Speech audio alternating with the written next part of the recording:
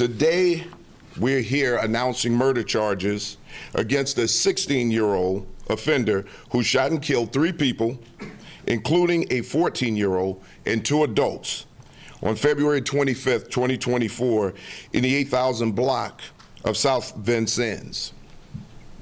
He also shot and injured a 16-year-old male.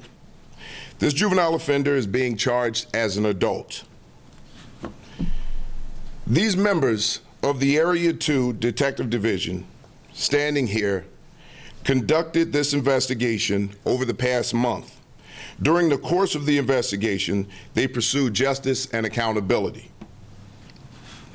With that, I would also like to mention our fugitive apprehension team, who worked really hard with the Detective Division to bring this young man into custody. This 16-year-old offender has been charged with 3 felony counts of first-degree murder, 1 felony count of attempt first-degree murder. During this senseless shooting, the offender took the lives of 3 people and injured 1 more. In just a few moments, he forever changed the lives of surviving victims and those he killed. He has to be held accountable, period. That simple. There is no excuse for anyone to reach this level of violence. I want to thank the Area 2 detectives, the fugitive apprehension team, and all those involved in this investigation who diligently gathered the evidence needed to bring charges in this case. I cannot stress enough the work that the Chicago Police Department is doing and our detective division doing to bring justice to these victims.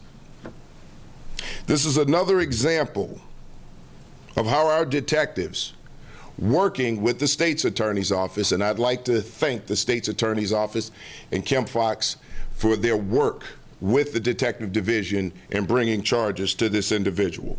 This is another example of how our detectives and our department will never forget our victims. Following this shooting, our family liaison office worked with those directly affected by this shooting. They referred them to resources. We know this type of trauma will affect these families forever, and we want to make sure that we provide resources that are available for these family members.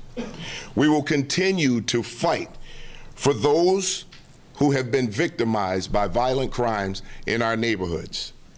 We will continue to work for them, and we will continue to attempt to bring them justice. I will now turn it over to Chief City. She'll give you more details on the shooting and the charges.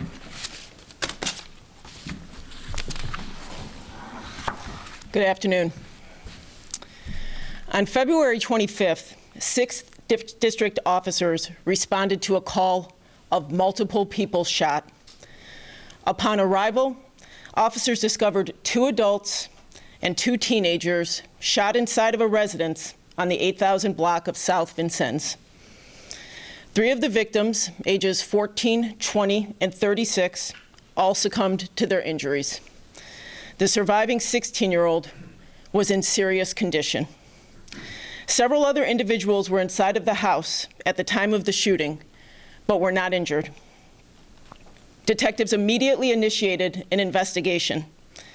As they gathered witness statements, they learned the offender was welcomed inside of the house as the acquaintance of a young man who was friends with the family who lived there.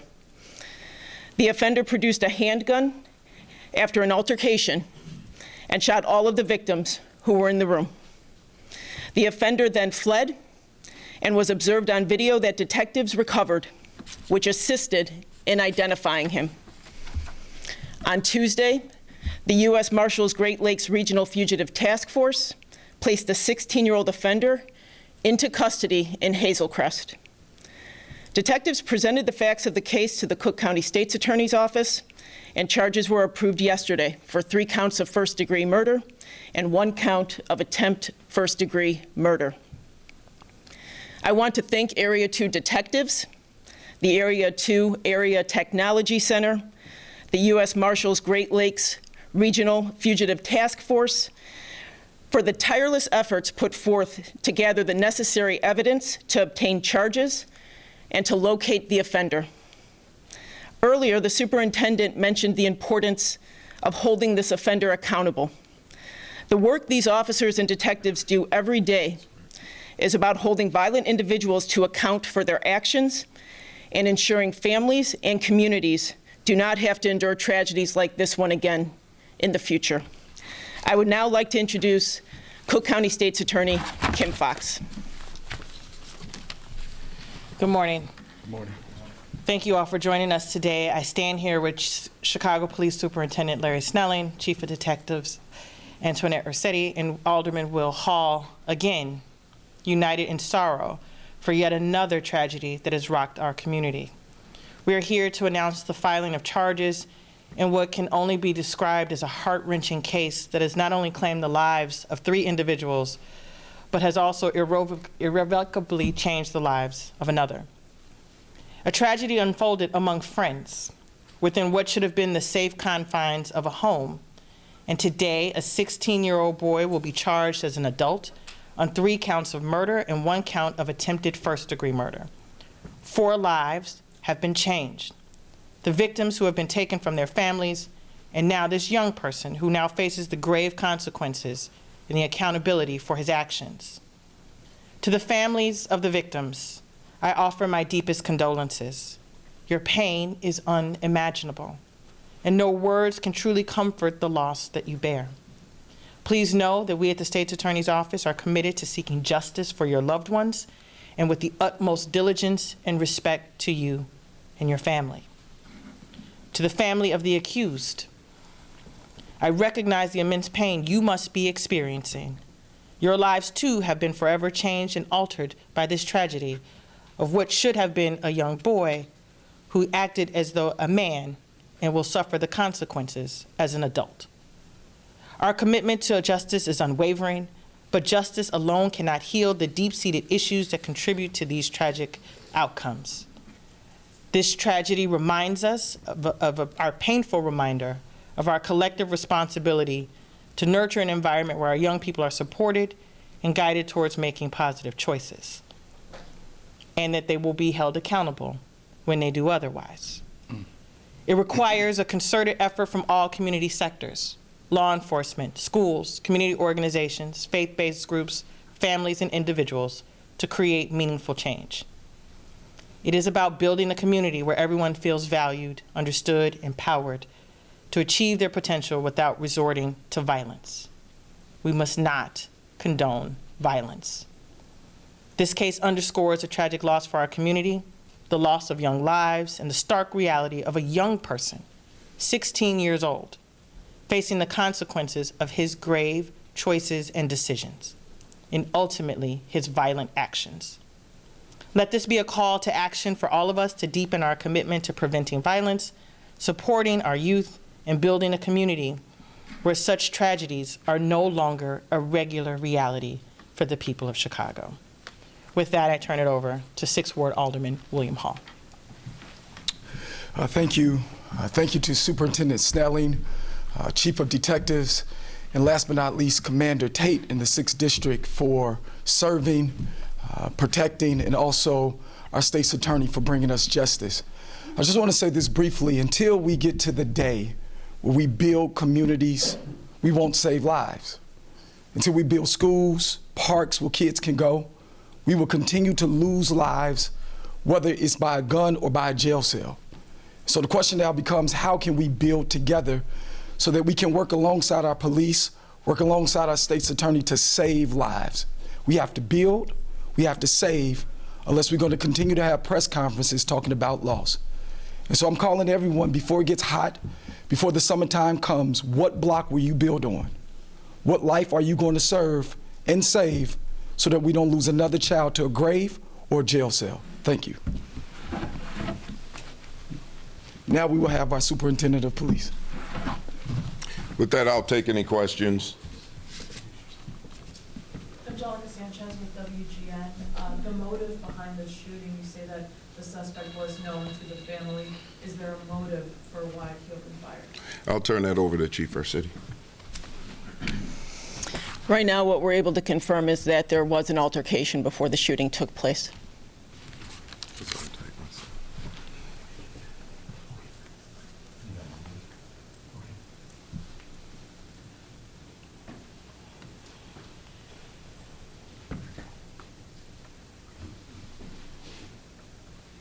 Hi, Sophie Sherry with the Sun-Times. I know police initially said they were looking for 2 attackers. Is that no longer the case here? Do we believe this individual acted independently, or is there still an additional shooter out there? Well, right now, there's still a person of interest, and the detective division is looking into that.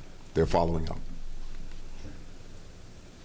Trey Ward with ABC 7. I just want to piggyback. A person of interest not in custody that you guys are still looking for? No, we're just following up on the information that we have right now. So there's a... So the person is not in custody at this time, but there is a person of interest. My question for State's Attorney Clint Fox, you guys have mentioned the word accountability. You can explain what does that look like in this case for this suspect who's facing 3 counts of murder and 1 count of attempted murder? What does accountability look like? Well, this is a start. The first is to be charged with the crime. He is being charged as an adult. Ultimately, at the moment, he is innocent until proven guilty. Accountability is trying this case before the trier of fact, whether that's a judge or a jury, and having a verdict rendered. If a verdict of guilt is rendered, he will face the consequences that one faces when they are convicted of first-degree murder. That's what accountability looks like. Hi, good morning. Charlie. Good morning. CBS Channel 2. Can you give a little bit more details how you were able to track down the suspect in Hazel Crest? As we mentioned, our detectives immediately responded out to the scene. They interviewed witnesses. They collected video. And then throughout the course of the investigation, as they were able to confirm an identity, they were able to locate the 16-year-old offender in Hazel Crest, where we believe he was at the residence of a relative. Brandon with WBBM News Radio. Just to kind of follow up, what's the condition of the 16-year-old that was also shot and survived? The condition of the survivor. He was stable at the time, and as I think the message has been consistent, unfortunately, a large part of his recovery is going to be from the trauma of what he experienced and what he had to see that day. Hi, Charlie Wojciechowski from Channel 5. First one, just to clarify, there was an altercation prior to the shooting. Did he go there with the intention of provoking an altercation and shooting these people, or was it just an argument that got out of hand? You know what, Charlie, if I may, there will be a detention hearing shortly. A proffer will be read, which will list the facts surrounding that day and give greater clarity to what happened that day. Is that going to be 26th or June? That will be, he's being tried as an adult, so that will be at 26 in California. And a second question for you and for everyone else. We talk very often in these cases about reaching children like this before incidents like this happen, approaching the whole power of government. What could have been done in this case to reach out to the 16-year-old before an incident like this one happened? And what would you like to see happen in the future? I want to be clear. I'm a parent of teenagers. I've got 2. I've got 2 who are now 20. There is no excuse for going into a home and shooting up 4 people. And what I will say to you is that as a community, as Alderman Hall has indicated, as the superintendent has communicated, we need to work together as a community to ensure that our young people have the resources that they need to live healthy, thriving lives. We also need to hold young people who go afoul of the law and engage in violent behavior like this accountable. It's a both and. And I would love to be able to say to you that there are things that we could do to prevent tragedies like this. And I think we should do everything that we can to do that. But I think in this instance, there was a choice that was made. A choice that was made to use a weapon and to snuff out the lives of 3 individuals. And there's accountability for that choice. As a parent, when my children go against the rules of our home, they must be held accountable. Without accountability, there is no responsibility for one's own behavior. So I just want to be clear. This young person is responsible for their own behavior. We as the adults who care for young people need to make sure we do everything that we can in our power to create environments for them where they have choices laid out before them that lead them to lead healthy, thriving lives. But ultimately, the choice in this instance was made by this person who's being charged. I'd like to follow up with that and just say thank you to State's Attorney Fox for that statement. Couldn't be truer.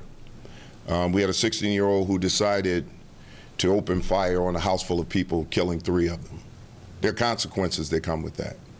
We talk about prevention. 16, 17 years old, if we're trying to reach out at that point, sometimes, and most oftentimes, it's late. We've got to reach out younger. We have to have programs for our youth. And when I say our youth, I'm talking about very young children, so that they don't engage in this type of lifestyle. These are choices that individuals are making. And I understand poverty, I grew up in it. But I also understood that there were choices that I would make that would alter my life if I engaged in those types of activities. There's right and there's wrong. There are things that are universally wrong. We know what those things are. And when you make a choice to engage in that type of behavior, you need and have to be held accountable. And that's what we're going to make sure that we do. We hold these people accountable. If we don't hold these young people accountable when they are committing violent crimes, one or two things are going to happen. They're going to continue to commit those violent crimes and eventually become a statistic themselves as a victim of violent crime, or they'll end up in prison.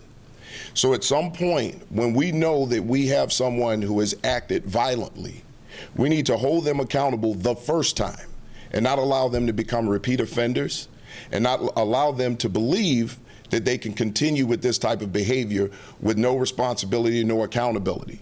So I say this as law enforcement and also as a person who grew up under the similar conditions as most of these young people. There are choices that you make. And when you make those choices, you live with the circumstances behind them. Now, I'd also like to say when I'm standing here with, and I am proud to stand here with my team, the Detective Division, with Alderman Hall, State's Attorney Fox, knowing that we brought some level of justice to the family by taking in this 16-year-old. Now, we call that justice, but think about it. We've lost 3 lives. We have to find some way to start preventing that. But right now, just know that if you're acting violently in this city, Chicago Police Department is not, we're not going to sit on our hands. We are going to reach out in every way that we can to make sure that we keep this city safe. I want everybody to understand one thing. These detectives and the Chicago Police Department did the work that they did because they actually care. They cared about bringing this person into custody so that they could not go out, reoffend, hurt, or kill someone else. They got to see the carnage. They see this every single day. These people actually care. And for far too long, the narrative has been that the men and women of Chicago Police Department doesn't care about people in these communities. You look at this diverse team up here, they care about those people in the communities, all communities across this city, and they're working equally hard no matter where they are in this city, and they'll continue to do so. So with that, just understand the Chicago Police Department is here to work, and I'd like to thank State's Attorney Fox for her partnership in this, and Alderman Will Hall for standing here with us. Thank you. Thank you. Thank you, folks.